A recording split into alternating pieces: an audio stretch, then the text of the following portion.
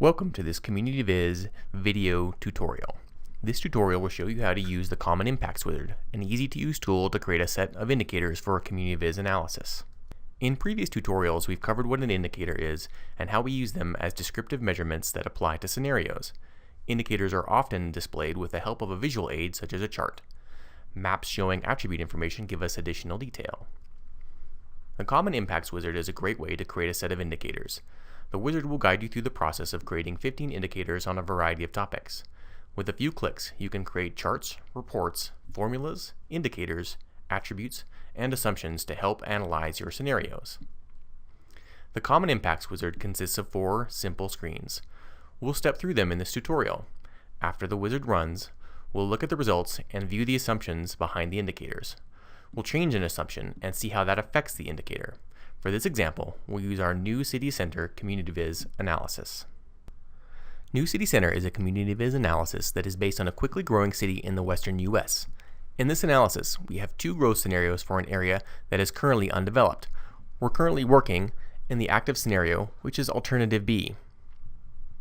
You can see a mix of residential and non-residential buildings being proposed in orange. Here, here, and here. In this example, I'm interested in seeing what impacts the development might have using indicators and charts. You can add the Common Impacts Wizard by going to the Scenario 360 toolbar, going to Tools, and activating the wizard here, or by going to the Scenario 360 toolbar, then to View, and adding the Decision Tools toolbar.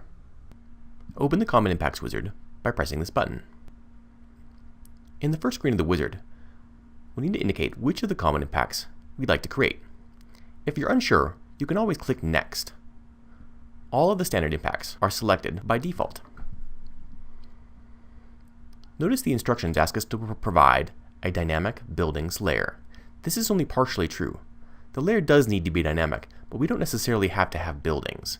You can run this wizard using another analysis layer, such as parcels or zones. Do you remember how to make a layer dynamic? You can do that by going to Data, clicking on the properties of the layer, and clicking Make Dynamic. There are also some special impacts that I can run that will require some additional information. In this case, I'll restrict myself to just the standard impacts. If we have any questions, remember we can always click on the question mark in the corner to open the Scenario 360 help. In the next screen of the wizard, we need to indicate a dynamic layer and a few attributes. If you've already run a build-out analysis using Scenario 360, the wizard will detect the buildings layer that you've created in that previous analysis. This is my case here. However, if I didn't have a dynamic buildings layer, I could choose another layer here. This is where I might add parcels or zones. Below, we need to indicate some building attributes or type in some numbers that will represent dwelling units and commercial floor area, as well as defining the units. Because I already have a buildings layer, by default it's already selected the attribute field dwelling units and another attribute layer called floor area. These will provide the number of dwelling units per building as well as the commercial floor area per building.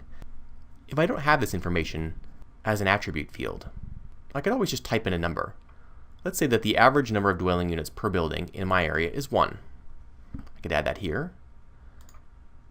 And the average commercial floor area per building in this region is 5,000 square feet. I could type in these numbers and the wizard will run just fine. But since I have this information, I'll leave the attribute fields with dwelling units and with floor area. This is all you need to run this wizard. Buildings and this associated attribute information are fairly common in planning contexts in the United States and Canada. If you don't have this information, but you have land use, the companion tool to Common Impacts 360 indicators may work better for you. Remember that if we have any questions or need more information, you can always click on the Help button in the lower left-hand corner. Go ahead and click Next. In this screen, we're presented with the option to review or modify the Common Impacts report that Scenario 360 will generate. In this case, we won't modify the settings for the report, so go ahead and click Next. In the last screen of the wizard, we see that a set of assumptions and charts will be created once we run the wizard. It also gives us the option to open the assumptions reports, and charts once the calculations are finished. We'll leave it with the default settings. To start the calculations, click Finish. When the wizard finishes, your assumptions and charts will appear. This decision tool uses formulas and default settings that are intended to serve only as a starting point for further analysis. The assumptions draw mostly from US national averages, and the impacts displayed are not necessarily correct, and they may not pertain to or describe local conditions. If you want to see the reference, just click on the assumption for more information. Average vehicle trip length comes from the National Household Travel Survey with a publication date of 2009. While these references are believed to be reliable, they are provided only for your convenience and may or may not be correct. Any decisions you should make from them should be based on your own research and your own analysis and not on the results automatically generated by the tool. So if you had a transportation study from your local region that had a published average vehicle trip length that's different, you could update the assumption. I'll show you an example of how to do this in a minute. Let's look at the charts. Over here on the left side are my charts. I'll pin this down so we can take a look. Scroll down, and you can see some of the different types of indicators that have been developed by the wizard. Auto emissions, energy use, jobs, population, dwelling units, water use, among others. I bet you're curious how the wizard derived so many indicators from just the buildings layer and a few attributes: number of dwelling units per building and commercial floor area per building. We can look at the formulas for the indicators by going to 360 Setup, clicking on the Indicators window, and scrolling down. Here you can see all of the indicators developed by the Comet Impacts wizard are categorized as such. Let's click on Population.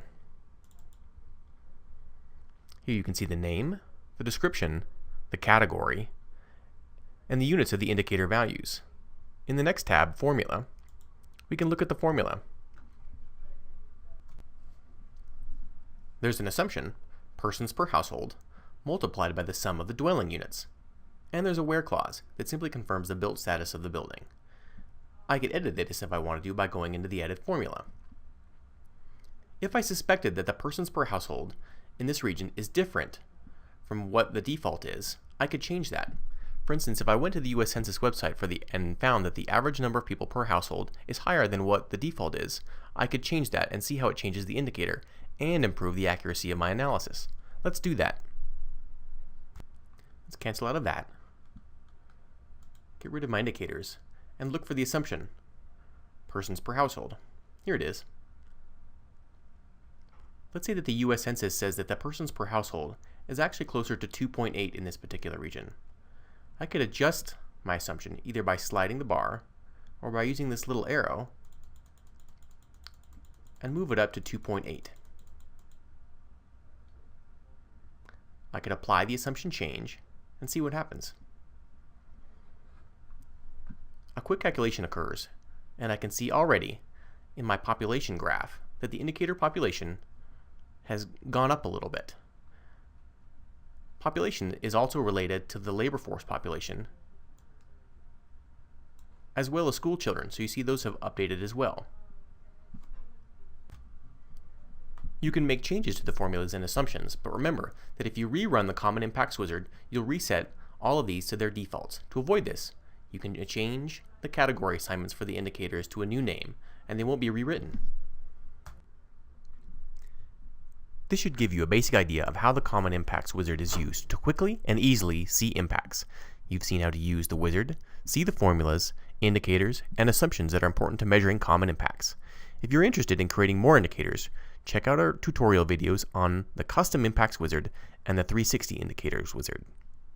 Thank you for watching this CommunityViz video tutorial. For more video tutorials and CommunityViz resources, please visit the website.